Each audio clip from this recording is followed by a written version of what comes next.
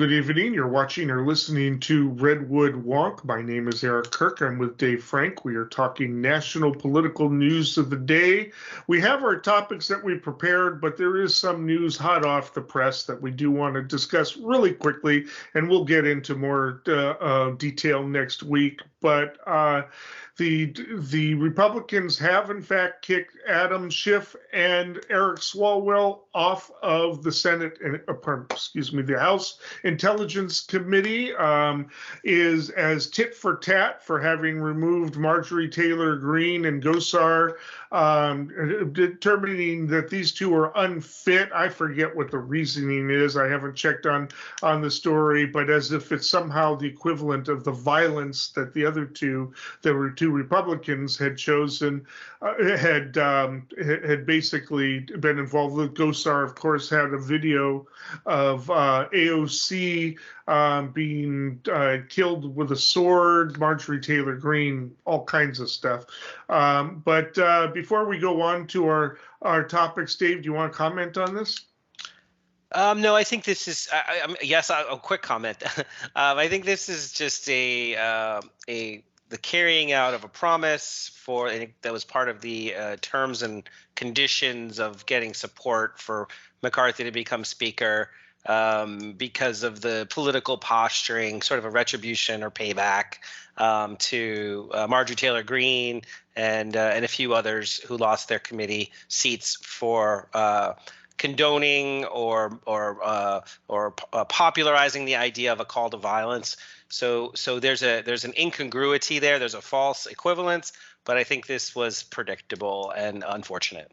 Now, the third person that they are targeting is Representative Omar, a member of the squad, for having repeated some anti-Semitic tropes in some of her statements, and you would think she was the most vulnerable of them, but the committee that she's on and the situation she's in, it would have to go to a full House vote. They would have to basically have almost all of the Republicans. At least one Republican has said that she is not going to support that vote, doesn't believe that's appropriate for Congress to be doing that kind of a thing, thinks we need to get out of this type of politics. That's probably, she is Sparks, one of the moderates who, is concerned about being reelected. And of all people, Santos has said he's not sure how he's going to vote. Probably because he doesn't want to be seen as throwing stones or whatever. But there's a question as to whether or not they're going to be able to keep their own caucus together. There are a few Democrats said that they're not saying how they're going to vote, but I really doubt that any Democrat is going to vote to unseat her. All right. Okay, so let's get on to the topic. We keep bringing up these classified documents. Not much happening with the Trump classified documents, which of course is, you and I have agreed that much more egregious and serious than anything Joe Biden has done. But it seems like Joe Biden, they keep finding new documents. It was an FBI. I'm not going to call it a raid. The Republicans are complaining in one of their press conferences that, well, they didn't raid his house. They raided Trump's. I mean, duh. Well, and we've discussed the reasons why that happened. But they also are saying, and Hunter Biden was living at one of those addresses. I mean, really dumb stuff as to what the differences are. But now, former Vice President Pence has been found with documents. He also did cooperate fully. Apparently, turned it in himself. I'm kind of curious as to what prompted that, because I wonder if now the archives are going through all of the documents that have been checked out, and I'm starting to wonder if every public official who's had access to those documents, shouldn't be checking their houses or have the FBI check them. And it raises a few questions here because, we've heard rumors in the media about some of the documents that Trump had, including possibly nuclear secrets pertaining to another country, possibly a couple of operatives, not sure if they're American or allied with with American possibly being put in danger if they got out these types of things, if the information got out. Nothing about Biden or Pence's, excuse me, documents. One of the news articles said that no senator or House member can even leave a room when they are viewing classified documents, and yet somehow a couple of Biden's documents date back to when he was senator. So I'm not quite sure if the protocols have changed. Protocols in terms of when presidents and vice presidents leave office appear to be really shaky in terms of not being really unclear. I'll bet that's going to change soon. It's so a few questions for us to discuss. What does this mean politically? And what maybe we also should look at what documents ought to be classified. Are these documents really a danger to the national security if they got out, or are they covering things up, or are they just classified because some idiot sitting in a dark room somewhere decided they should be classified just because they believe they want to make themselves important? I mean, I'm serious about that. Anyway, Dave, I'm going to pass this on to you. There's a lot of points we want to try to cover in the time that we have. So thanks for that setup. I mean, for me personally, like you'd said, there's the question of the political sort of day-to-day horse race impact, which is who does it hurt, who does it help? We're sort of chasing the catnip on the latest and the again, this moral equivalence idea of, well, this person has them and that person has them and everybody's making mistakes. So there's that piece of it. But I actually, for me, the more interesting and kind of more important element of this is, do we need so many documents to be classified? That's really something that's been kind of on my radar basically since September 11th of 2001 era, when the U.S. government really just got engaged in a global war. It's the undeclared World War III, the war on terror. There's an organization called the Federation of American Scientists, and so they had a blog during that time and up until just 2021 called Secrecy News, which I really, depending on what was happening in the news and what was happening around the world, I used to pay a lot more attention to it than I do now. But I just dug up the name just to remind me of what that really was about. There's about a petaflop of information each year that gets declared classified. And this organization, not to oversimplify, but they just talk about how ridiculous it is that a country like ours, we of the people, by the people, for the people, would just have that much classified information about what it does in our name. And so just real briefly, like that works out to tens of millions of documents per year.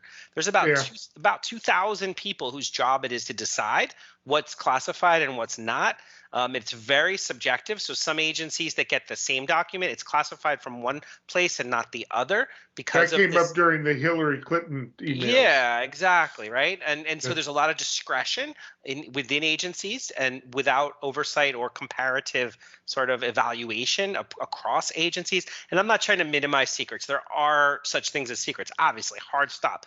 We all know it. But overclassification, even the Electronic Frontier Foundation talks about how significant that is of an issue. And that's sort of a mainstream digital rights advocacy organization. Yeah. And so decade after decade after decade, everybody says this, that it's a problem, this sort of secrecy, over secrecy. In fact, the sort of back of an envelope estimate I was able to dig out from one of these archives was that 50 to 90% of all classified documents could safely be released for public consumption. Yeah. So overclassification isn't a small part of the problem. It's a massive part of the problem. And why is that in this case? Like, let's turn this back to like the people we're talking about, Biden and Pence. Like, Trump's a different story. I think he's got a different problem here, but Biden and Pence, vice presidents, who unfortunately boxed up some stuff they shouldn't have, sent to an office they shouldn't have. It's in part because once people know that 90% of what they're looking at is misclassified, they start to, and this is a quote, when so much information is needlessly classified, many officials cut corners for the sake of efficiency, sidestepping complex and cumbersome procedures for handling this information.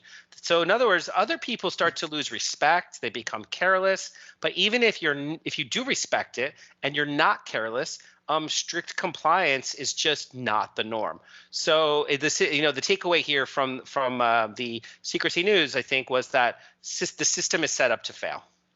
I agree. And in terms of the secrecy, I mean, the Freedom of Information Act has been getting watered down over the years. It's harder to get documents. I actually wrote a letter to my representative, it was Nancy Pelosi, when I was in law school, complaining about it because, like, one of the reasons they have to block it out, okay, ongoing investigation, sensitive information, that they can block out information and stuff you requested. And one of them, for instance, is not within the scope of the request. That shouldn't even be legitimate. If there's information that's on there that just happens to be there and it's not within the scope of the request, that should not be a basis for blocking it out. They should have to have an affirmative reason for blocking it out. Everything should be in favor, but that's not how the government works. It is this is times I almost feel like I want to be a libertarian Republican in terms of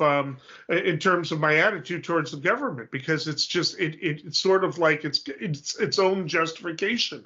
We've got these documents, and I can see that. Now, we are talking about though the documents that were labeled classified. We're not talking about we don't even know if there's still documents there that maybe one agency declared were classified and weren't. We're just talking about ones where they actually had a folder that's made them say classified. That's what Biden found at first. I'm not sure if that applies to what the FBI later found. I'm not clear on that. They're not being real clear on that, So this is basically what the special counsel will be. I'm sort of curious, though. Is there going to be Merrick Garland going to apply a special counsel? I mean, he's been, I'm sorry, a bit cowardly so far. Is he going to appoint a special counsel to deal with Pence? Because I think that what has happened with Pence is much more applicable to what has happened with Biden. They both cooperated. And the FBI should be checking Pence's house as well, and there should be a special counsel to decide. There shouldn't be any bias here. I don't know how long it took Merrick Garland to make that decision, but is there any real difference between those two? I would say that my first instinct on this is that there's such a contentious political environment, and Trump is the former president and Biden is the sitting president, that the Justice Department got a little bit of cold feet about being too close to the fire. Pence is sort of one step removed in that he's a former vice president who is on the short list to run for president, but as of right now, not to rule him out so quickly, but he may not rise to that level of actually being, the number one candidate in his party. It may just be one of those things where they just kind of let it fester as, hey, Pence, he did his own search, he found these documents, he's going to open his home if they want.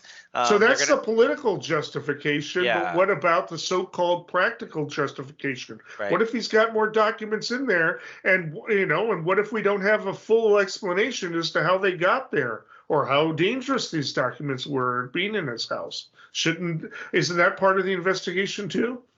I mean, Yeah. So I feel like this is the thread on hanging off the sweater, where once you start to pull it, you realize that there are, and I don't remember the number, but it's over 1 million people with like top security clearance out of the 330 million Americans. So just about 1 out of every 330 people would be eligible for audit here.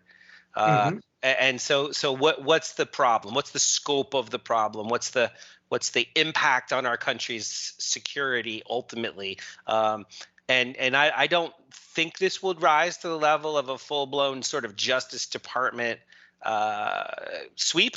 I think this is more of a how about the president take the lead and appoint a panel and I know commissions and panels and stuff, they come and they go. I just mentioned there's one every few years for classification itself.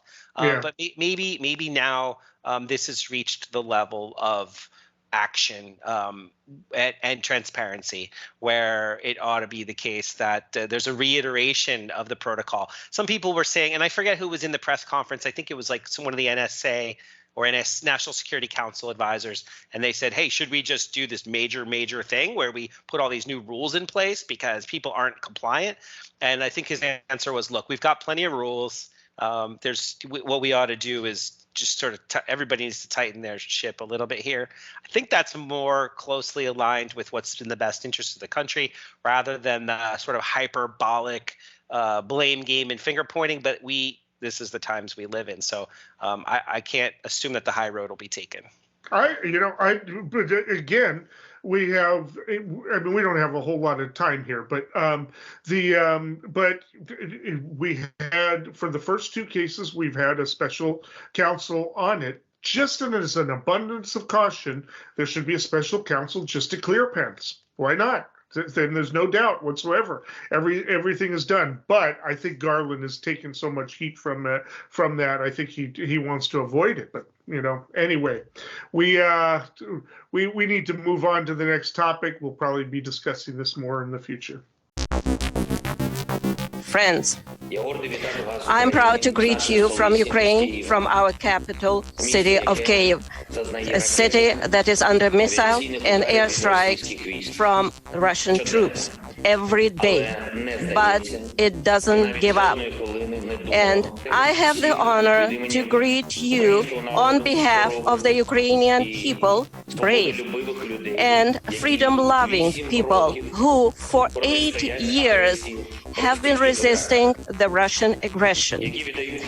Those who give their best sons and daughters to stop this full-scale Russian invasion. Right now, the destiny of our country is being decided. The destiny of our people. Okay, thanks for the tanks. Ukraine is getting modern tanks from the West. Confirmed today they will be receiving German Leopards.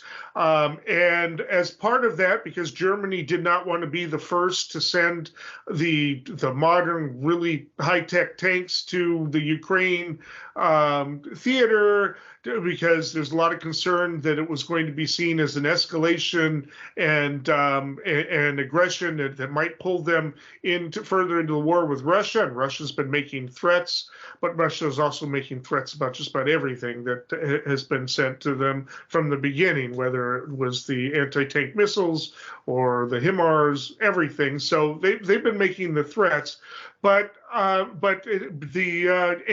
order to provide political cover for the German government to be able to do this, Biden has pledged to send the Abrams tanks, which is our state-of-the-art tank. We're going to be sending 31 of them. I think Germany has pledged to send about 14 tanks, Leopard tanks.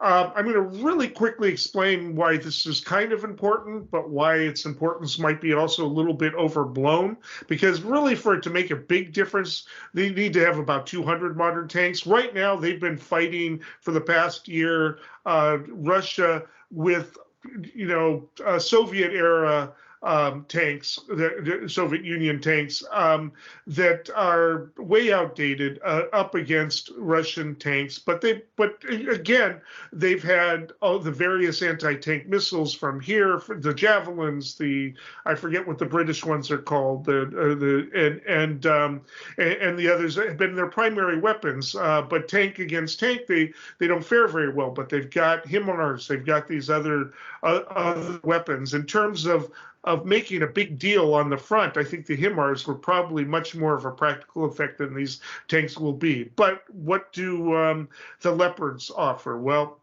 they are diesel powered. easily to do. They go faster. Both the Abrams and the Leopards go over 40 miles per hour. They can go a long ways.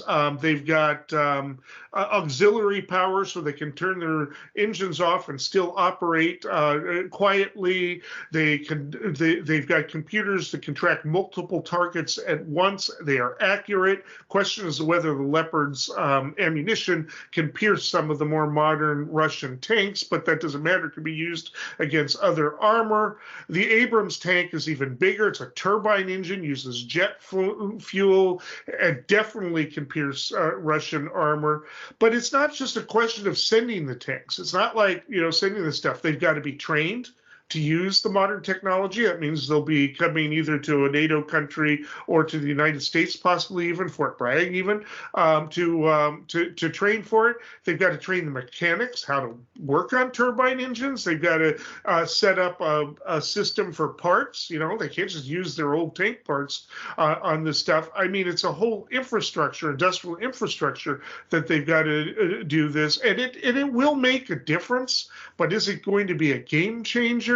I mean, they're going to win more battles. They're going to destroy more tanks. I've been listening to a lot of different opinions and talking to some military geek friends of mine who think that the Bradleys that we're giving them probably will make a bigger difference than that because they can transport troops all across the terrain.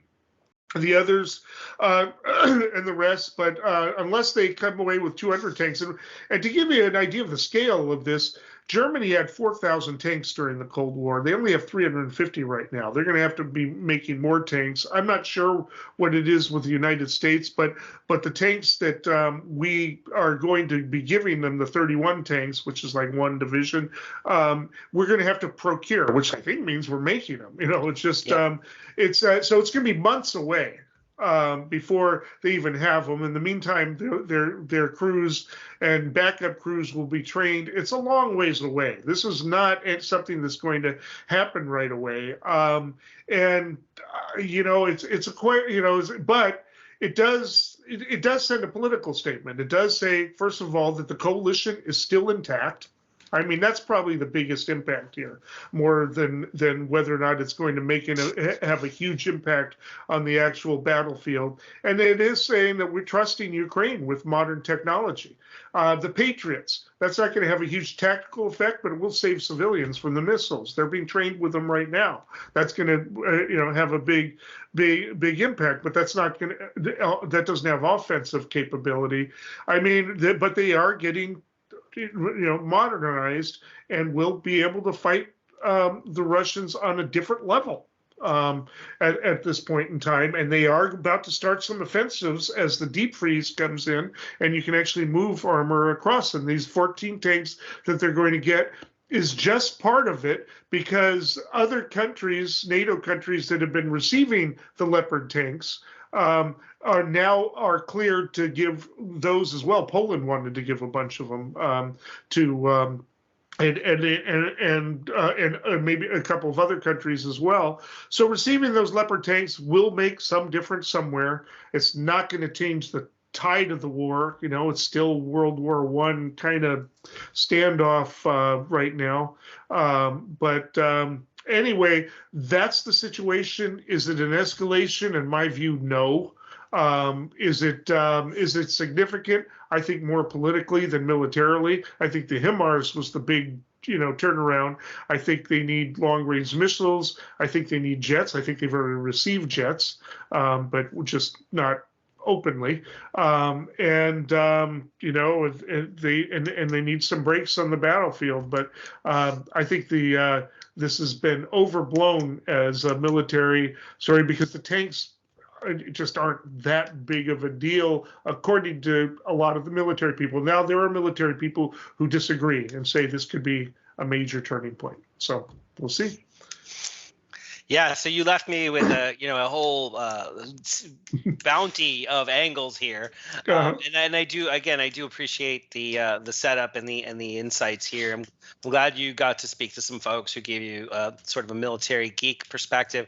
I'm one of those people. I kind of do that too. I read the strategy books and kind of figure out what things are supposed to be used for and how things are supposed to be going.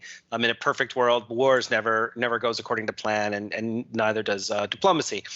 So one angle I think is really important here. Like you said, the U.S.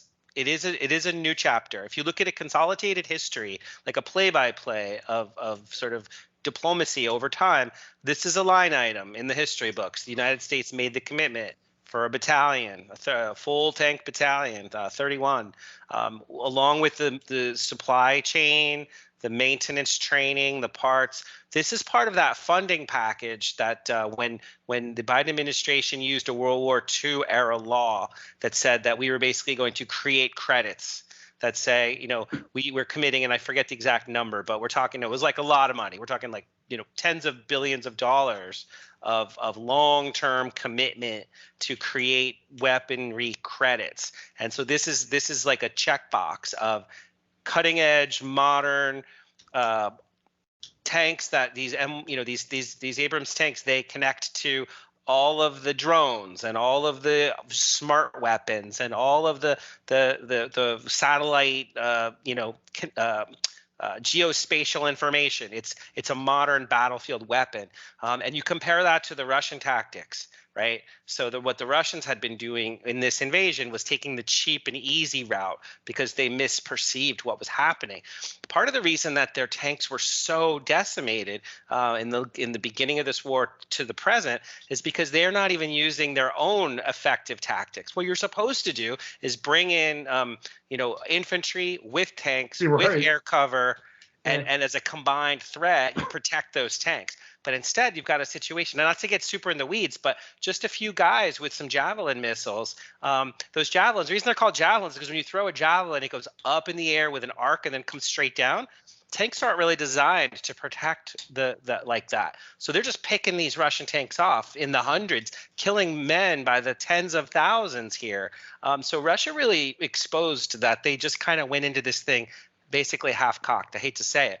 Yeah, and even with their modern tanks, if that's your strategy, and they don't have the air support because their planes are all coming down, right away too. And yeah, I've been mystified. I watched the videos and I asked, "Where's the infantry support?" I remember from Sergeant Rock comic books that a tank had infantry support, and I've been mystified from the whole time.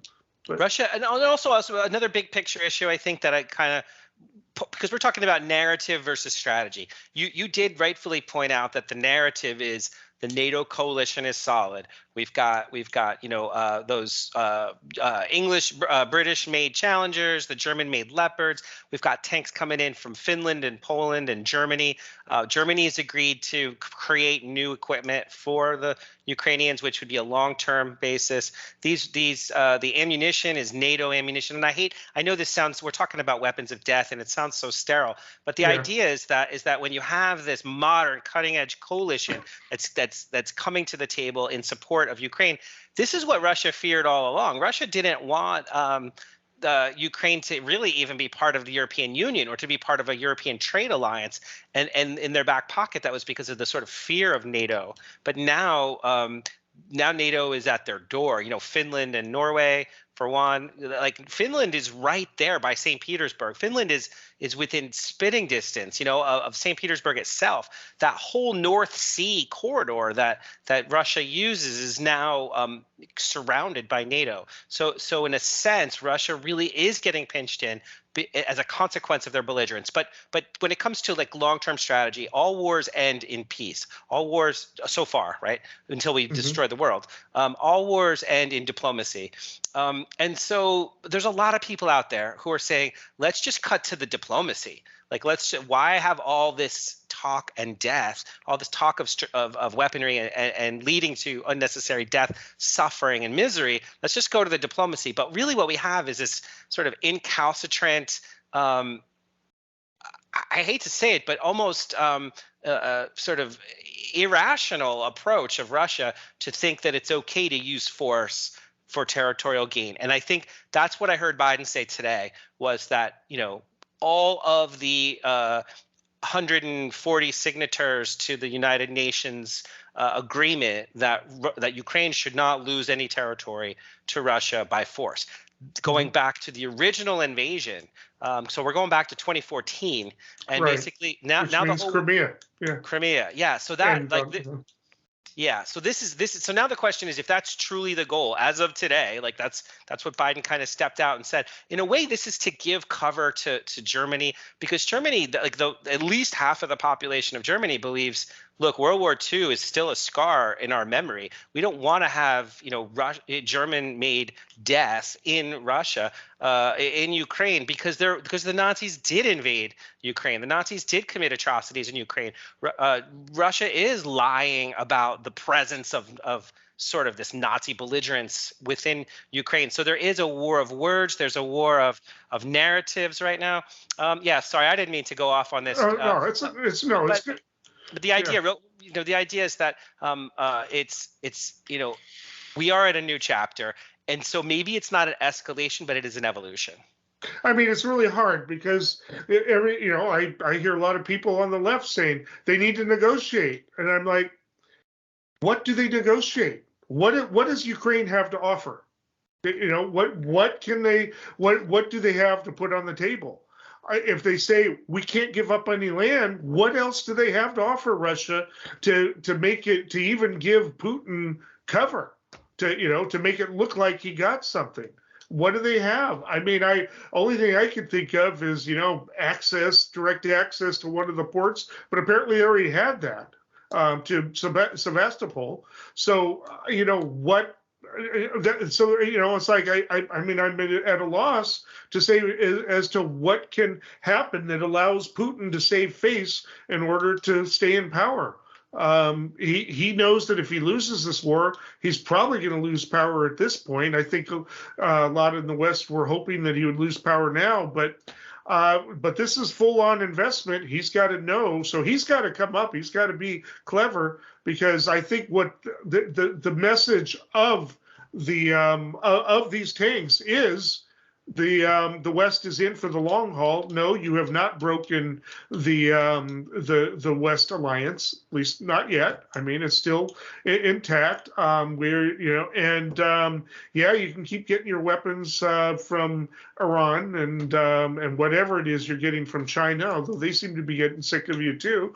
And it's just so it is a question of, it will end in peace, but somebody's got to come up with something clever to allow Russia to feel like they've gotten something other than a total surrender. And I don't know what that can be. It's going to be a challenge. And one thing to keep in mind, too, is just sort of big picture. Part of the balance of power that's maintained peace in Europe for so long is that Russia really is at an economic disadvantage. While they have over 100,000 tanks compared to NATO's 2,000, right. Most of it is old tech. Russia does have high tech things that they've created. They just haven't produced them. And it's not a natural market economy. It's not like the industrial war machine like we have in the West is very different within Russia. So they sort of have to have this. I mean, there's a phrase in the military called "crazy Ivan," which is when somebody does something that seems irrational for the sake of shaking up the status quo balance. Yeah. Make a move that doesn't make a whole lot of sense to throw everybody off balance. I think Putin's maybe relying on a vision of the Western alliance that is not accurate, and so that's really that's why we're talking about things happening over the duration of years instead of months at this point, which is really sad. Because they do have the T-90s, which are modern tank that probably could go up against the Leopards, maybe even the Abrams, but they don't have people that are really good at using them. And so they've been losing them even before now. I mean, even making them. Yeah. Well, yeah, it's just anyway, we've gone as far as we can on that for today, but we will definitely be discussing that in the future. We'll see what happens. On a bright school morning, Alyssa went out to greet the day. Tossed her soccer bag in the back seat of the car, thinking about the game she would play. Now we see her picture in the paper, and her big brown eyes seem to say, "You've got blood on your hands. You just stand by while children die. You've got blood on your hands. Money means more to you than living people do. Blood on your hands." This brings us to gun control. Mass shootings. We've had 3 in California, including the first ever mass shooting in my what I consider to be part of my hometown, the coast side of San Mateo County. I was raised mostly in Montero Moss Beach, which is I consider to be part of the community that extends down to Half Moon Bay. That's where I went to middle school and high school. It used to be a rural community right near San Francisco. Agricultural community. There was agricultural people who were killed. Anyway, I mean, I just can't even tell you how bizarre that is to me for that to happen there. But it's happening, and it makes me wonder when it's coming to Eureka. It is happening all over, and nobody even talks about trying to do anything about it anymore, because we have a Supreme Court which is now taking a hard line against any real effort to limit anything, and it sounds like they're going to take a hard line against California's anti-magazine law, the way they've suggested it. And of course, a lot of the anti-gun control folk have been saying, see, this proves that California's laws don't protect you. Well, they don't, because people go to Nevada and other places where the laws are nowhere near as strict. And even California can't be as strict as Canada, Britain, Japan, or any of the other 185 countries that don't have these things happening so often because they've got sensible gun control. It's insane. We have more guns than we have people in this country. We've always had more gun shops than bookshops. It is partly a cultural thing, but it's just, we still don't even have an explanation as to what this gentleman was doing, why he did this. He went to 2 separate places and then just gave himself up, didn't kill himself like the other guy. You're right. We have a 6-year-old who shot a teacher, and apparently tonight the superintendent is getting fired there because there are plenty of warnings there. And of course, people want to say, well, we don't have good enough mental health system, which is true, but mental health is a problem everywhere. This isn't happening everywhere. It's happening in America. This is America. There was a headline I saw this morning. Actually, a dog accidentally killed his owner because the idiot, left a loaded rifle on the back seat. The dog stepped on it and set it off, and it killed the owner while he was driving. I'm sorry. This is just, insane that we've got so much of it that this craziness happens all the time. How did the 6-year-old get to the gun? Well, the parents said, well, we secured it. Well, no, you didn't. And if you secured it according to all the protocols that the NRA and all the other people have set up, then obviously that doesn't work. Why do you have a gun in the house when you have a 6-year-old, especially a 6-year-old who's threatened to burn the teacher? So it's just, so is there any hope for us to get anything done? My view is that they should not be deterred from passing legislation. Let the Supreme Court strike it down over and over and over again. Every time they strike down one law, pass another one and let them strike it down over and over and over again. But the Democrats have to have some will on this. I mean, it's 3 mass shootings in California. I don't even know how many across the country. And it's absolutely ridiculous. And people who on the other side of this are going to roll their eyes and say, people don't kill guns don't kill people. People kill people, and it's just, I'm sorry. No, guns kill people. A gun and a dog killed a person. So anyway, I'm going to let you chime in here, Dave. So we talked about this a few times. I mean, we've done separate shows on it entirely where we devote a whole hour to this. So it's a pretty complex issue, but sort of I want to do this funnel, like big picture. The vast majority of people who die by gunshot per year is self-inflicted or domestic violence. There's a very, very, very small a percentage of people who use a gun and kill somebody to defend themselves, which is a romantic sort of interpretation of why we need them, so to speak. But then also very, very few people die from mass shootings. So there's a sort of a psychological trigger that whenever there's a mass shooting, it hypes up the population in a way that is outsized compared to the nature and size and scope of the threat. So that's one sort of big picture thing. There are a long list of things we could do to make it safer for people that the vast majority of Americans agree on, but that's not where we are right now. And that's obviously not the topic we're talking about. What we're actually talking about here is we just saw, I think the number is close to 35 or so mass shootings so far this year, and it's only been 25 days. That seems like a problem. So some legislation, some public policy, some governmental leadership can, should, and will deal with this eventually. The question is what? And what we're seeing right now is you had posed this question to me.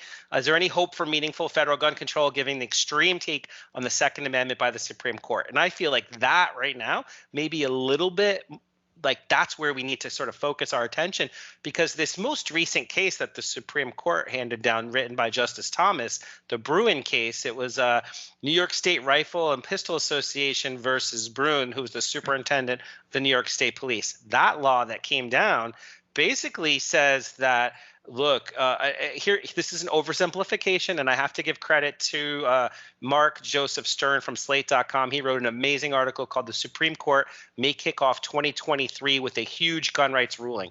And so he kind of sort of paraphrases Justice Thomas's decision that was signed by the majority that says every restriction on the right to armed self-defense is unconstitutional unless it has historical analogs from 1791, when the amendment was ratified. These analogs must demonstrate a consensus view that the gun restriction was lawful. So this historical analog test that is currently the law of the land in America is just not consistent with the way most people think about these things. And so now we're seeing courts all over the country that are beginning to use this as a justification to allow people with restraining orders to buy guns, to allow people to scratch the serial numbers off their firearms, making them untraceable. So these are things that are common sense interventions on behalf of the American people for safety that now the courts have sort of, snow plowed into legitimacy. And so we could talk a little bit more about it as we go through this thought process. But there's another case that has come up that is supposed to be considered a really big test, and it's the New York's Concealed Carry Improvement Act. Basically, New York passed a law that said, okay, Bruin's the law of the land. What can we do about it? So they just passed what they thought was a common sense Concealed Carry Improvement Act, which addressed some of the elements of the actual decision. And the people who disagree, we'll get in more into this, I'm sure, today. Sure. But the people that are fighting this law have asked the Supreme Court to fast track a decision on their shadow docket, which means it's not going to go through any of the normal channels to just sort of if the Supreme Court chooses to do it, they could just wipe out all the concealed carry laws in the country with the stroke of a pen without, overnight. And so that's kind of where we are today. Is that it's not just what reasonably can we do, it's what the heck is going on with the court. Well, again, this is why I think there needs to be a sort of legislative civil disobedience. The Supreme Court, even aside of the shadow docket, there's disadvantages to that because then they've got to argue in context. Well, did that really apply to this law? You can't. It's one thing to say, "Oh, it applies to all of them," but is this one of them? and then you've got to make that argument. Then you still got to go through there. And Biden is, by the way, breaking records in appointing judges on the lower court level. So I mean granted they'll be overturned, but if they simply follow what the precedent is there, they don't have a decision on the shadow docket. They can't refer to it as a precedent. It's not a decision for them. They can make a decision. The shadow docket doesn't provide any guidance for future stuff. There's no written decision that can be cited. So it's so that they can do that. The Supreme Court can hear at most 160 cases a year. Do they want to be taking it up 30, 40 of them as gun cases a year? I mean, and then we got to get into the abortion cases. I mean, I really do think this is, and other cases that they want to start doing if they decide they want to overturn equality of marriage. There's got to be a movement of legislative civil disobedience. Flood them with cases. They cannot overturn everything. It's only a matter of time. Biden is diversifying the court. That is probably my favorite thing he's doing. He broke records, and he's got a bunch of others, and they held on to the Senate, so they're going to be able to, over the next couple of years, push through a bunch of other judges on the lower courts and on the circuit court.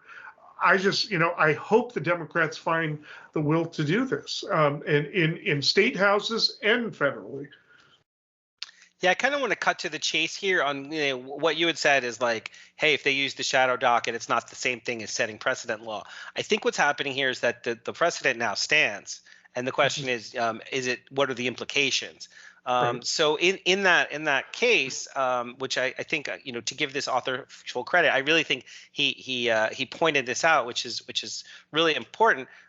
He points out that there was a judge, Judge Glenn Sotheby, who is basically saying like the plaintiffs didn't even know that they weren't even arguing for standing. And he was saying, hey, look, if you just argue for standing, I could find on this. And they didn't. So he's like, all right, I got to dismiss it. But then he wrote an advisory opinion saying, by the way, if you tried to establish standing, then I wouldn't have dismissed it and I could strike it down for you.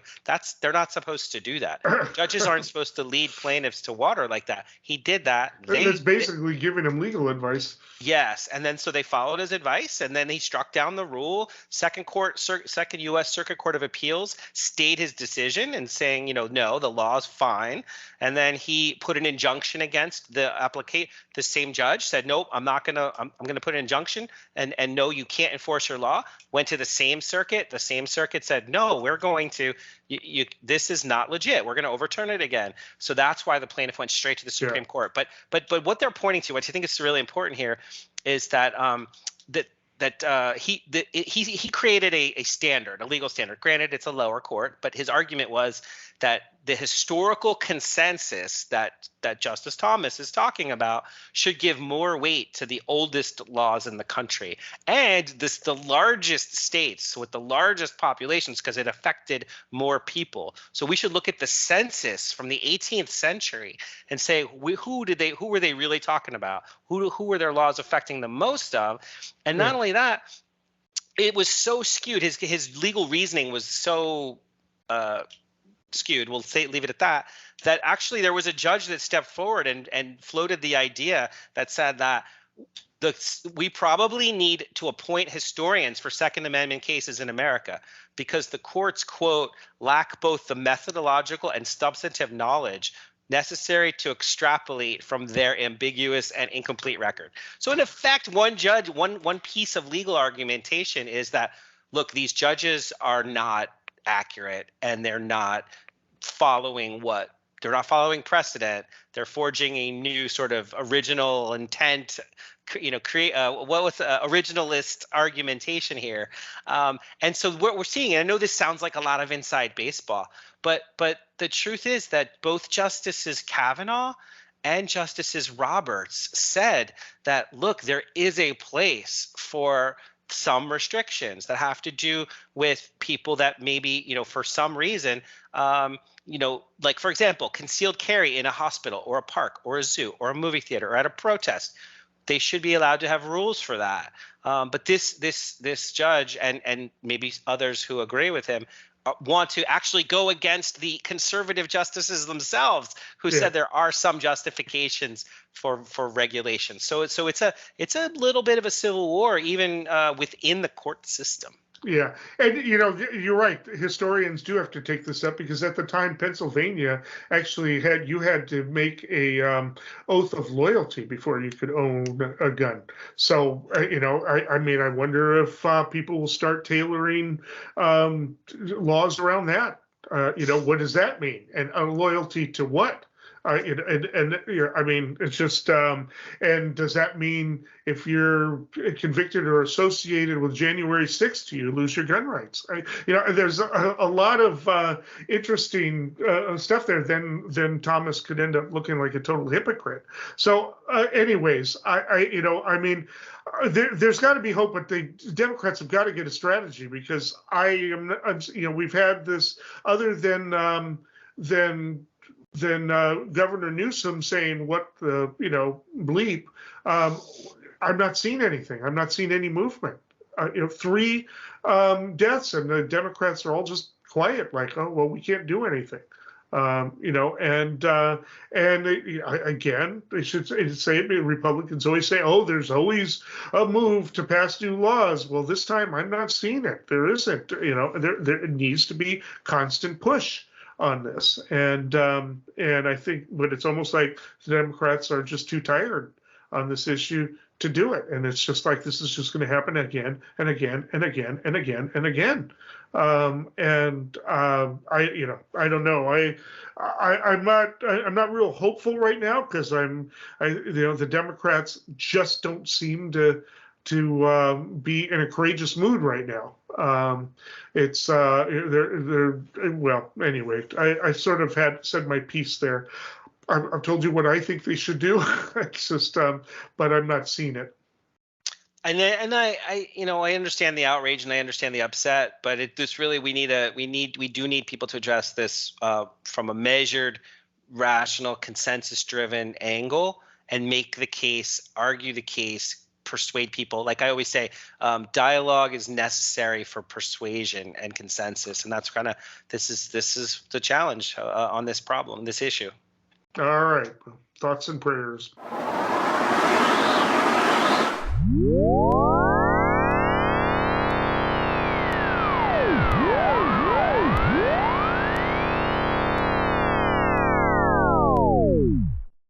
All right, that takes us to our last portion of our show, predictions. What do you got for us? Just because I got so into this topic, I decided to make this my prediction. It's probably predictable at this point. But like I said, the Supreme Court's been asked to use the mechanism of the shadow docket to hear an expedited appeal of the Second Circuit Court's block on the New York State Concealed Carry Improvement Act. Like I said in the last segment, this bill was drafted in response to the parameters spelled out by Justice Kavanaugh and Chief Justice Roberts. This could theoretically cause confusion about any future standard for Second Amendment challenges.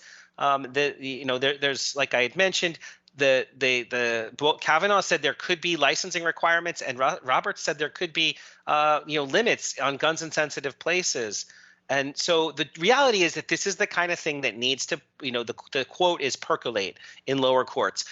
We need time for competing arguments to be made and considered. Fast tracking this thing through a shadow court like is being proposed does not. It's radical. It really does threaten the court's legitimacy. So I predict that the court will understand this and not rule on an emergency basis to preemptively strike down New York's concealed carry law. Okay, news starting to trickle out of Fulton County. I do believe that charges are imminent, probably within the next 2 to 3 weeks. It seems like they are focusing on the fake elector scheme, but also there have been some questions around that phone call to Raffensperger from Trump. I do believe that Trump is going to be charged. I'm not sure what, but I do believe there are going to be charges. Also, possibly Eastman, Meadows, and Giuliani. Unfortunately, not Senator Lindsey Graham. I don't think that they're actually interested in charging him, but will probably drag him in as a witness against his will. But probably a few other people as well. But it does look like this is going to happen. Could be wrong. But there's a bunch of indications which we'll be discussing in a future show.